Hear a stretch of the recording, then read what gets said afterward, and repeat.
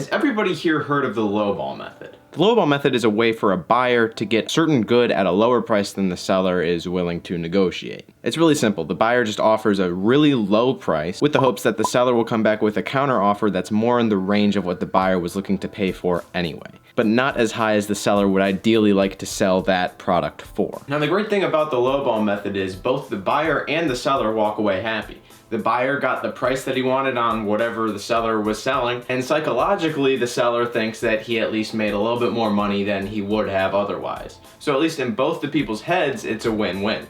And this got me thinking, wouldn't it be nice if you could take anything that occurs during the span of your week or really your life and make it psychologically a win-win? That'd be pretty great, right? I think I've found a way to do this.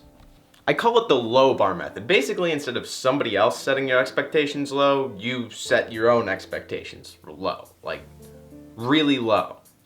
Picture this. You're on the road, you get super hungry, you gotta pull over, get something to eat. The only place around is one of those really cruddy rest stops, and their sign says that they have a pizza place, a taco place, and a Cinnabon. You're a pizza loving guy, you like some pizza, but you know that these rest stop pizza places really stink. It's like Pizza Hut or just something off-brand. That's just the experience that you've had. But you walk into that pizza place, and instead of finding a Pizza Hut, you find a Romeo's. Feels pretty amazing, doesn't it? At least it's pretty decent pizza. You have just discovered the Lowbar method. Listen, all of this might seem a little bit cynical, but the fact of the matter is, have you ever taken a class and then thought that you did really awful on a test? You think you bombed a test, but you got a C. You passed. You're good. Think about that feeling. Wasn't that an amazing feeling? I mean, you may not have gotten an A or even a B, but that feeling you get just for passing is freaking awesome. And you can have that all the time. Just follow the Lowbar method. Didn't get that raise? Well, at least the boss didn't fire you for asking. Didn't get that person's number? Well, at least they didn't laugh in your face. McDonald's mess up your order? Well, at least your burger came with the bun this time. Look, the lower bar that you set, the more surprised and excited you'll be for mediocre things. If you utilize the Lowbar method, even mediocre disappointment, it's not all that bad. Sure, it can get depressing to think the worst of everything all the time, but you learn to live with it. And it's better than ever being disappointed, right?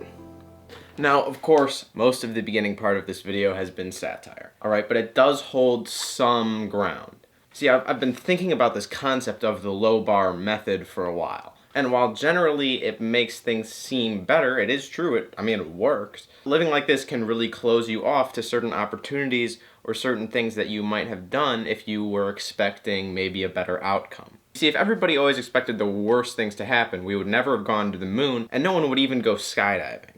You see what I'm saying? It's not really healthy to hold yourself back this way, and I think everybody is guilty of doing this to some extent. As a character study, the Lowbar method is a great tool, because we've all used it before. And while it protects us, using the Lowbar method really limits us in terms of adventure.